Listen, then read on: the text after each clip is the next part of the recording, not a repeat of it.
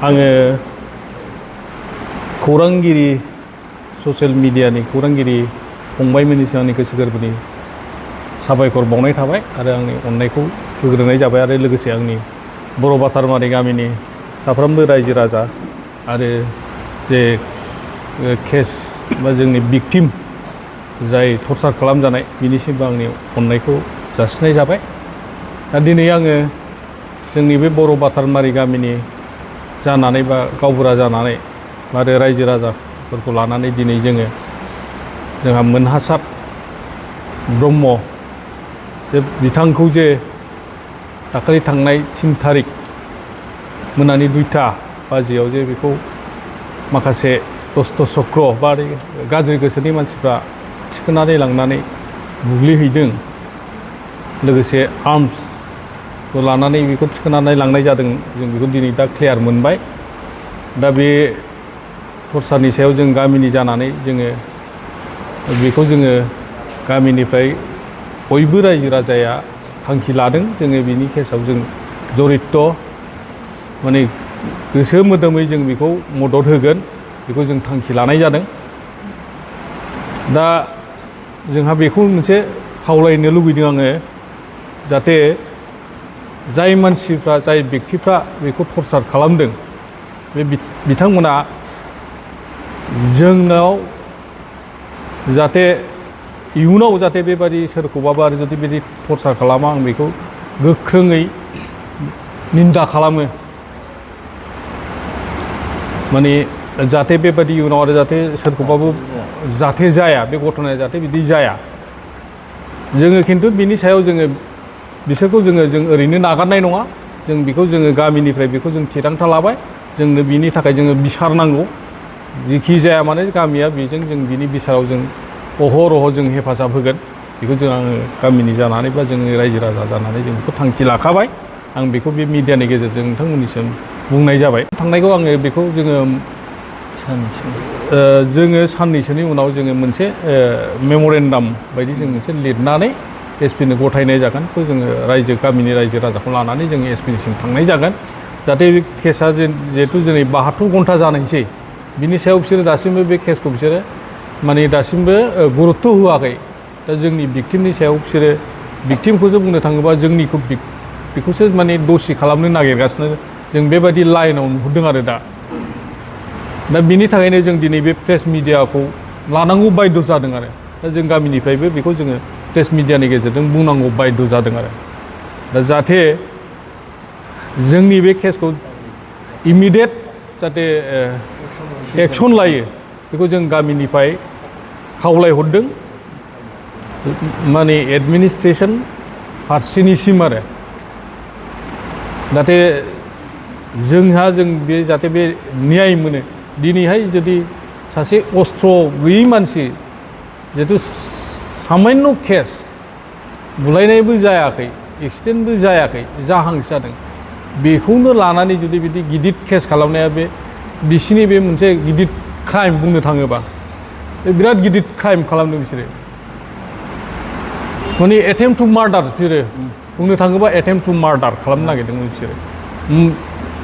दाथ' बुंनो थाङोबा बेखौ सेमि मार्डारानो जाहैबाय। बुंनो थाङोबा टर्चार खालामनाय माने मार्डारानो जाहैबाय बुंनो थाङोबा। नाथाय जाहाथे बेखौ जोंनि रायजो राजा बा जोंनि गामिनि जानानै जों बेखौ गोख्रोङै माने बेखौ कन्डेम बा मा होनो निन्दा होनाय जायो आरो दा बेखिनिखौ आङो बुंबाय। दा बिनि बेलायावनो आङो गामिनि सासे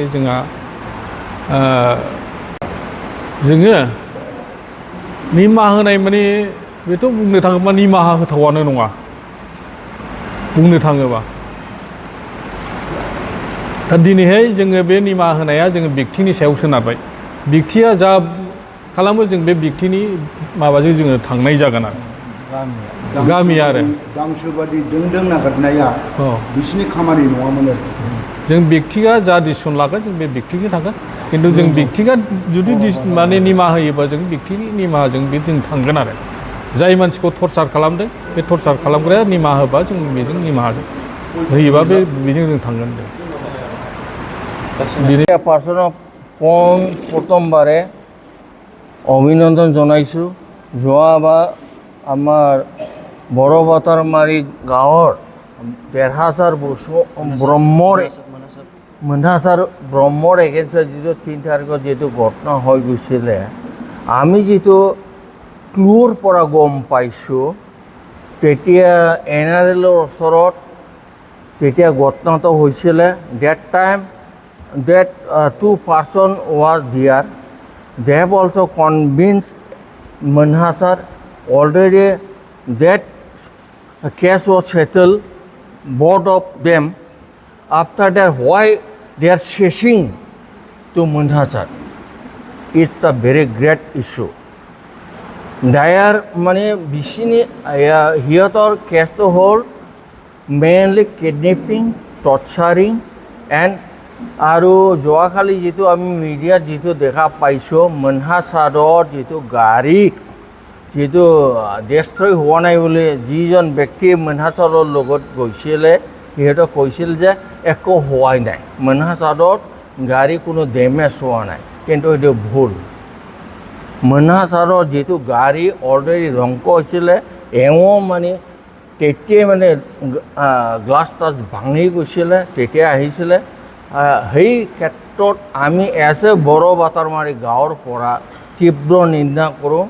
কাৰণ যিটো আমি NRLৰ ওচৰত যি ঘটনা হৈছিলে, সেই ঘটনাৰ ভিতৰত কিন্তু তেতিয়াই ছেটেল হৈ গৈছিল। সিহঁতেও আহিছিলে, এই ব্যক্তিসকলেও বাছ হৈ গ'ল বুলি এৰা এৰি হৈ গ'ল। কিন্তু পিছে পিছে কিয় আহি পালে ভাটাৰমাৰী বা আমাৰ গৌৰাঙত এইপিনে চান্দামাৰী ফাৰ্মত? কেনেকৈ why they are coming here to chase but it is trying to attempt to murder. That's why we condemn that type of in future, that type of activities should not be held in future with Bodos. আমি সেইটো request কৰিম, বড়োৰ ভিতৰত আমি একতা সদায় বিচাৰোঁ। আমি বড়ো হিচাপে আমি জীয়াই থাকিব বিচাৰোঁ। কিন্তু সেই ক্ষেত্ৰত কিন্তু দুৰ্ভাগ্যজনক হ'ল যোৱা ৩ তাৰিখত যিটো ঘটনা হ'ল, আমি বিৰাট দুখ লাগিছে এজ এ বড়ো বাটাৰমাৰীৰ গাঁৱৰ ব্যক্তি হিচাপে। কিন্তু হ'ব নালাগিছিলে। কিয় হ'লে? এৰিলে তাতে, এৰাৰ পিছত কিয় চিচিং কৰিলে, পিছে পিছে কিয় আহিলে, তাক মানে চকু বান্ধি পেলাই কিয় কিডনেপিং কৰিলে? ৱাই মানে দিয়াৰ মানে sword, a pistol or silai ko unang ko na, not pistol, that is the gun. That type of issue in future so that নহয় আমি কামনা কৰোঁ। আমি বড়ো হিচাপে আমি বড়োৰ ভিতৰত নিজে মিলি জুলি থাকিব লাগে। আৰু এখেতসকলে যদি বিচাৰে সেইটো আমি ক'ব নোৱাৰোঁ, মনসাছাৰৰ ওপৰত নিৰ্ভৰ কৰিব। মনসাছাৰে যিটো কয় গাঁৱৰ মানুহবিলাকে তাৰ প্ৰতি আমি চিন্তা কৰিম। সেইটোৱে মোৰ বক্তব্য। ইন ফিউচাৰ যাতে এইবিলাক ঘটনা নহয়, মই কামনা কৰোঁ মিডিয়াৰ ওচৰত, যাতে ইন ফিউচাৰ এইবিলাক ঘটনা বড়োৰ লগত যাতে কাজিয়া পেচাল নহয়। বাছ, থেংক ইউ। आंनि लोगोफोर आरो आंनि रायजो राजा लोगोसे गावबुरा आरो दा आंनि गामिनि रायजो राजाफोर आं लोगोसे नमस्कार जासियो, खुलुमबाय, आंनि खुलुमनाय जासियो।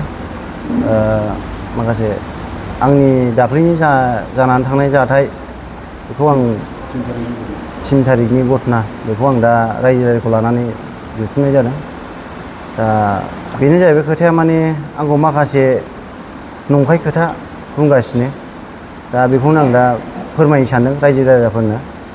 दा दाख्लै जे जाथार बे 3 तारिखनि घटना, उरुबदे सारनि न' खाथियाव लांगोनायाव जे जानाय जाथाय, दा जे लामाजों आं थांबाय थादोंमोन, बेयाव मोनसे हठात बाइक फैनानै सानै मानसि फैनानै माने आंजों एक्सिडेन्ट जाहांल' जादोंमोन। बेयावनो आंखौ गाज्रि माबा लादों। दा आङो बेयाव एसे नारलायनाय जादोंमोन। ओमफ्राय दा बेयावनो आंखौ नारखांनायनि उनाव जेनेबा जों जेबोआनो जायाखै, बुलायनाय जायाखै, नांलायनायबो जायाखै दावराव जायाखै दा आंखौ मानसि लेंहरनानै बियो गावनि मानसि लेंहरनानै फन खालामनानै लेंहरनानै आंखौ लास्टआव थिनहरबाय आरो गावनो जेबो जायासै दावराव जायासै आंखौ थिनहरनानै आं थांबाय थांनाय लोगो लोगो आंखौ बियो अन्थाइजों एटेक खालामबाय बिसोर अन्थाइजों एटेक खालामनाय आङो ग्लास बायबाय गारिया आंना ग्लास बायनाय लोगो आं जेबो सानासै ओमफ्राय आङो ग्रिन फिल्डजों थांबाय ग्रिन फिल्डआव आङो आंनि गारिखौ लाखिनानै नायबाय नायनायनि उनाव आङो ओंखारनानै नायोबा आंनि गारिया ग्लास बायजोब्बाय आरो उननि ग्लासा ओमफ्राय आङो दा आंनि उन मोनसे स्करपिय' एन गुफुर खालारनि थांदों बे आंखौ होसोदों आरो ओमफ्राय आं दाना आंनि लोगो बुंबाय गाखोदो जाला बिसोरजों होननानै गाखोनानै आङो जेब्ला गारिया आंनि ग्रिन फिल्डजों खारो आङो ग्रिन फिल्ड खारनानै आङो ओरै मागुरमानिजों खारबोनानै आंनि लोगोखौ आं खामारफारायाव दोनहैदों खामारफारायाव दोनहैबाय आं आंनि लोगोफोरखौ दोनहैनानै ओमफ्राय दाना आं दोनहैनाय लोगो आङो आंनि गारिजों आङो बिखुनजोनि न'आव थांबाय बिखुनजोनाव थांनानै आं बिखुनजोनाव दोनबाय गारिखौ बिखुनजोनाव दोनखांनानै आङो आंनि बिखुनजोनि न'आ सितनागुरि बेयाव दोनबाय आरो आं गारिखौ ओमफ्राय दाना आंनि लोगोनो फन खालामनानै आंखौ लायबाय आरो बिसोर आंनि लोगोफ्रा पिकआप खालामबाय आंखौ दाना लानानै फैनानै आंनि लोगोआ आंखौ गावनि रुमावनो थादो दिन दा थांसै हरबो थौबाय होनना बुंबाय आरो बे 12थासो जाबाय आरो दाना नांला आं न'आव थांथारसै होननानै गोसो मोनसा मोनसे आङो फैबाय आरो थाबायबोबाय ओमफ्राय दाना आंबो उन्दैफोर सानै दं नालाय फैबाय आं गोसोखांनानै ओमफ्राय दाना फैनानै आङो दाना जेब्ला आंजों जे गारियाव दंफायोमोन बिसोर दोनना फैनाय लोगोआ आंखौ सासेया फन खालामबाय आंनाव फन खालामनानै लेंहरनानै आंबो आलाय सिलाय जाथारबाय आंखौ बिमाबो बिफाबो बिब'आ बिसियाबो आंखौ सैला रायबाय थाबाय आंखौ अयथासार खालामबाय थाबाय होननानै गाव बुंनायखाय आं अननानै होनबालाय फैदो आंनि फार्म हाउस दं बेयाव उन्दुहैसै होनना बुंबाय आरो आं दाना बिदि बुंनायखाय बेबो आंखौ लांफैबाय गावनि स्कुटिजों लानानै थांबाय दाना लानानै थांनानै आंनि फार्म हाउसाव जों उन्दुनानै जेब्ला दसे 10-15 मिनिट आरो जेब्ला उन्दुयो अब्ला बियो आंखौ मा खालामखो माने आं गाव टर्चार होजाबाय नालाय आंखौ उल्था बै मानसिफोरखौ लेंहरनानै आंखौ घेराव खालामबाय आंनि फार्म हाउसखौ ओमफ्राय दाना घेराव खालामनाय आंखौ बरननानै जि सौबाय जोबायना आखायाव लानानै फारफा हमनानै ओमफ्राय दाना आंखौ डाइरेक्ट लामायावसो गावसोर सिखाव थाइबैसो फैदोंमोन नालाय लामायाव गारबोखादों गारिखौ गंनै थार गंसे बलेर' गंसे गारिया ओमफ्राय दाना आंखौ हमनानै जोनानै लांबाय लामा गारियाव बलेर'आव सोहैबाय सोनानै दाना आंखौ गाहायावसो दोनखाबाय गारियाव एखेबारे नारसोनानै आंखौ ओमफ्राय दाना बबेथिं लांदों आं फात्ता गैया मानसियानो आंखौ लामाखौ देखायखायाखै बबेथिं लानानै थांखो हारसिङै गावसोर बलेर'नि उनाव सासे जिरायदों ओमफ्राय आंखौ सासे ओरै गेजेराव दोननानै बेंदों ओमफ्राय ड्राइभार सासे ओमफ्राय मोखां खारिखानांगौ ड्राइभार सासे ओमफ्राय बै सिगाङाव सासे दंमोन बेथ' सिलाय दंखायो बेनाव गंसे सिलाय दंखायो मा सिलाय आं मिन्थिया आरो बिदि ओमफ्राय दाना आंखौ जायखिया सिलाय गोलाव सिलाया ओमफ्राय दाना बिसोरखौ माने आंखौ नायहोखायासै ओरैबायदि माबाखा माने मेगन खारिखानाय माने आंखौ ओरै बिथिं लांदों आं फात्तायानो गैया ओमफ्राय उनावहाय बै सासे लोगोआ आंखौ जे माबानानै नालि होनाय लोगोआ बेखौ बै माखासे लोगोफोरखौ थार गंसेजों लायदों जाहैदों लाना बै माखासे साथाम लोगोखौ लानानै फैनानै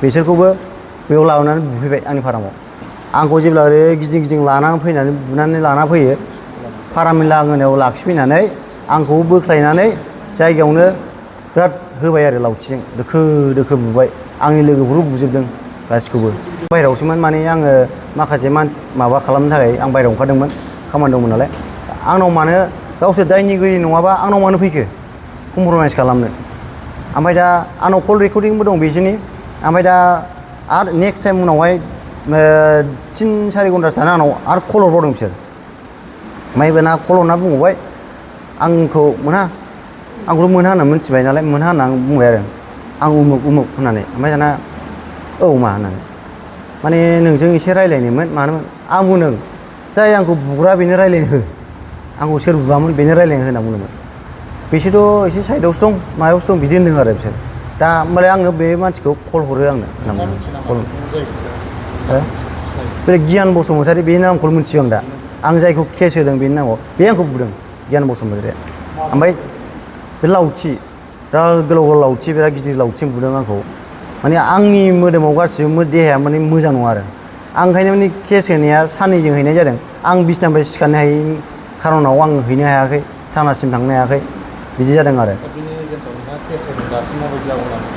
आंनि केसा दा रेजिस्टार जाबाय ओमफ्राय बेनो मोनसे माने माबा आर्म चेक होननाय बे बुस्थुखौ बिसोर एड खालामफायाखै आरो दा आङो माबा एसपि सारनिसिम आङो मोनसे लाइजाम गथायहैनो थांनो आं रायजो राजायैनो जों थांगोन टाइम लानानै मथा मथि साननैसो थानानै आङो एसपि सारनिसिम थांगोन आरो रायजो राजाखौ लानानै हो लाथावरो आंनि लोगोसो आंनि लोगो माने आंजों माने माखासे समाव बियो लोगो जाबोदों बेबो बारा गोबाव नङा 6-7 मानसि लोगो आरो आंहा बेजों जेबो सोमोन्दो गैया खालि आङो दादाबाय हिसाबै जों लेंलायो लोगो जायो आरो बेल' आंनो माने आंनि लोगोफ्रा जुदि आंखौनो बिदि फान्दायनो सानदोंबा आंनाव गासिबो थर्न दंजोबो आरो बिसिनि माबाया आं ओंखायनो आं गेलेलांगोन आंनि केसा दा रेजिस्टार जाखाबाय नालाय आं सम आरो थासारियासो आंखौ माबासिगोन आरो फोरमायसिगोन मा जालाङो उनाव आंनि गामिनि रायजो राजाफ्रा आंखौ बिराद माने आंखौ सापर्ट होगोन आंहा मिजिं दं रायजो राजाजों माने आसा दं रायजो राजाया दा आंजों ओंखारदों ओंखायनो ज' दा रायजो राजाया आंखौ बुंदोंहाय आंबो जस जासिनबाय दा ओंखायनो आङो एसपि सारनिसिम रायजो राजाया आंखौ बोलो होगासिनो दं आरो माने माबासिम एसपि सारनिसिम माबानो बे आरो ओमफ्राय आंखौ बे लाथाव बर' ना मा होनोथाय नामखौ आं मिथिया आरो लाथाव बर' होनो जायखिया आं नालि होनना मिथियो बेखौ लाथाव बर' होनो